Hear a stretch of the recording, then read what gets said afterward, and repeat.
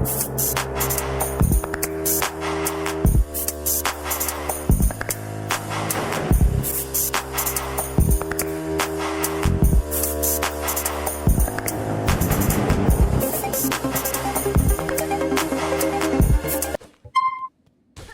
pessoal! Estamos apresentando uma discussão muito debatida em algumas redes. Que debate?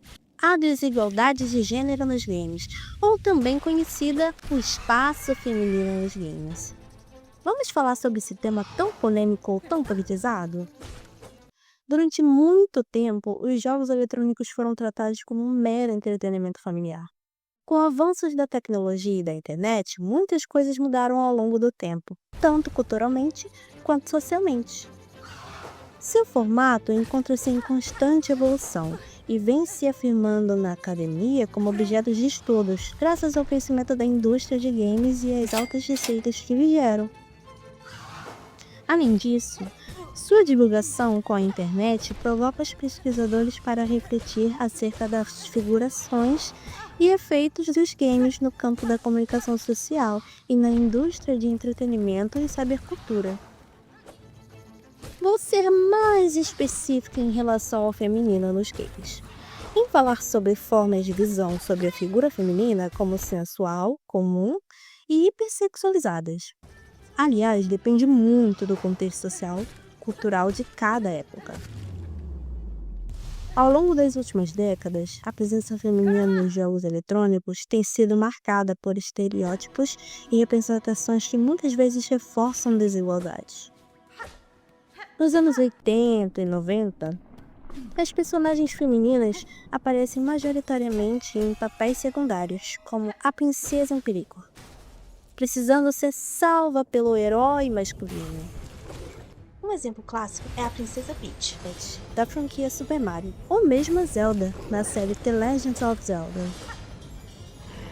Com o passar dos anos, surgiram personagens protagonistas femininas mais fortes e independentes, como a Lara Croft, de Tomb Raider, e Samus Aran, de Metroid.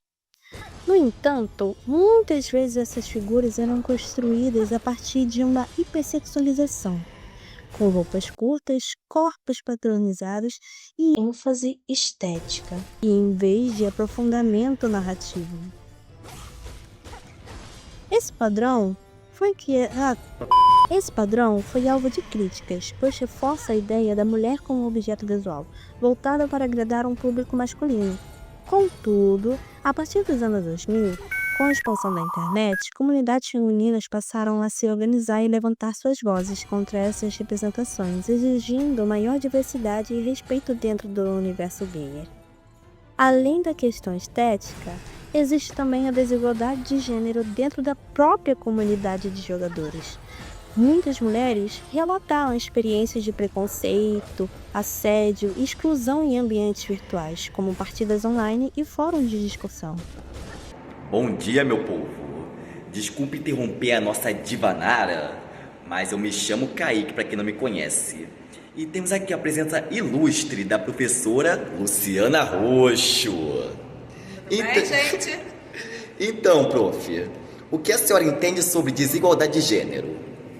Então, Kaique, desigualdade de gênero é quando você tem uma discriminação ou direitos, desiguais entre os gêneros, Então, existem alguns ambientes, existem alguns espaços da sociedade onde as pessoas ainda acham que aquele ambiente, aquele espaço, ele é exclusivo para um determinado gênero, Na maioria das vezes, para o gênero masculino, que aí tem a questão do machismo estrutural, Então, a gente acha, no caso do games, por exemplo, que é o trabalho de vocês, muitas pessoas acham que é um ambiente masculino, que a mulher não tem que estar ali, Então, é isso que são essas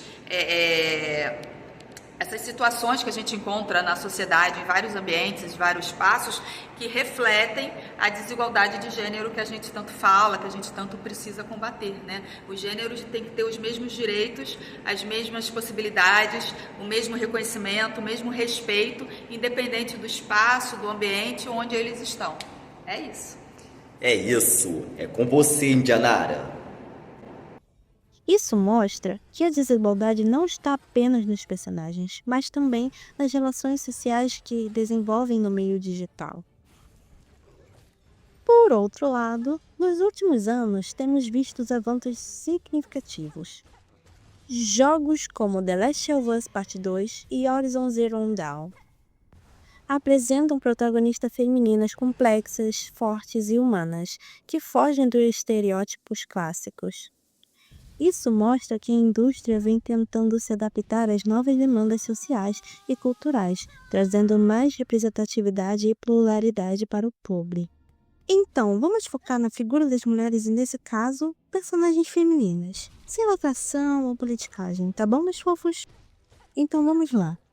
Uma pesquisa realizada pela ESP, Escola Superior de Propaganda e Marketing, em parceria com as empresas Soul e Blend, no ano de 2016, as mulheres compõem 52,6% do público consumidor de jogos eletrônicos. Em contraponto, dos jogos apresentados na Electronic Entertainment Expo, apenas 9% deles apresentaram somente personagens femininas, enquanto os jogos com apenas personagens masculinos representam 32% dos jogos apresentados. Este comparativo demonstra que há distanciamento por parte da indústria em relação a alcançar estes consumidores exclusivamente. O interesse desse gráfico é que o público feminino desde 2016 vem aumentando significativamente, porém há pouco ou então esquecidas representações femininas. Muitos são os jogos protagonizados por homens. Não que isso seja problema, existe também público masculino também bem numeroso.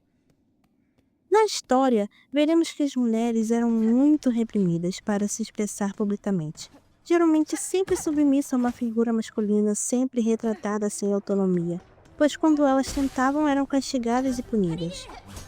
Mas isso foi há muito tempo atrás. Porém, ainda existe preconceito de gerações que influencia no afastamento dessa mídia tão fascinante.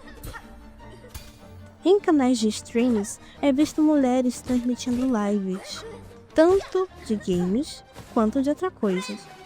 Do entretenimento, pessoas mal intencionadas que enviam mensagens via chat com supostas piadinhas de cunho machista como "a pia está cheia de louça", "você deveria ser suporte", "você é incapaz de carregar um time". Exemplo, uma vez um amigo meu foi ao médico. Ficou esperando na recepção e uma jovem estava jogando um jogo de luta. Então uma senhora com uma certa idade disse: "Isso não é jogo de menino?" E ela continuou jogando. Parando para pensar, existem muitas pessoas com pensamentos retrógrados ou rudimentares, devido à falta de conhecimento ou uma mudança de percepção sobre o mundo atual. Agora, as melhores representações femininas. Lara Croft é a melhor representação atualmente. The Boys, The Metal Gear 3, Chloe Freeze e Ned Ross, de Uncharted, Ellie, Ciri, Cammy White e Chun-Li, Jill Valentine. Agora vamos comparar personagens que já passaram por uma fase de hipersexualização. Não vamos esquecer de Lara Croft, né? Jill Valentine, Cammy White, Isabella Valentine, Samus Aran. Contudo, depende muito do contexto cultural e social da época, mas também foi necessário o levantamento da voz feminina. Não vamos ser hipócritas, até porque a mulher é vista como algo sensual no sentido de algo belo. O problema é que a sensualidade não é o problema, e sim uma falsa representatividade exagerada, até porque o sensual não é necessariamente ruim, e sim o excesso. Uma observação. Homens têm seu corpo sensualizados com músculo.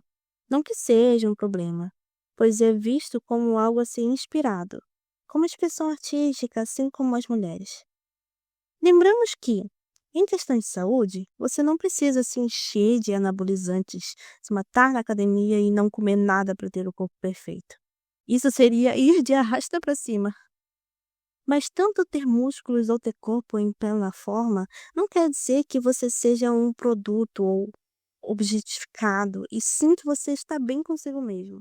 Interromper, mas bora para as entrevistas. Mariana Siqueira, por que é importante falar sobre esse assunto? A importância sobre falar das mulheres nos games é por conta de que ajuda a combater o preconceito, ajuda na representatividade e amplia também, né, a visão das pessoas sobre o assunto, até porque as mulheres são bastante, como é que eu posso dizer, atacadas quando jogam. Tanto é que a maioria delas jogam usando nicks que nem são o nome delas.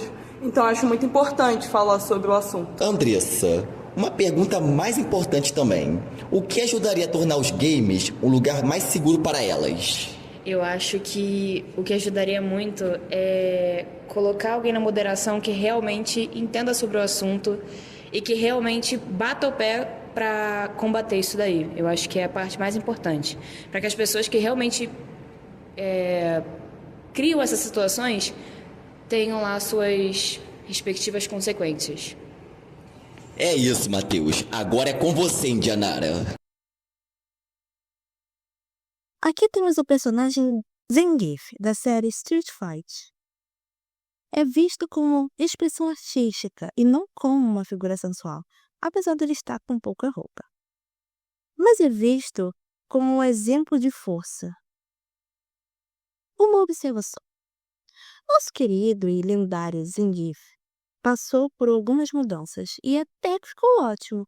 Contudo, para lembrar que suas versões antigas também expressavam força. Porém, vamos lá, né? Era meio estranho. Mas tudo bem. O que importa mesmo é jogar e ser feliz, aproveitando os momentos que nos são oferecidos. Então, aperte play. Tchau!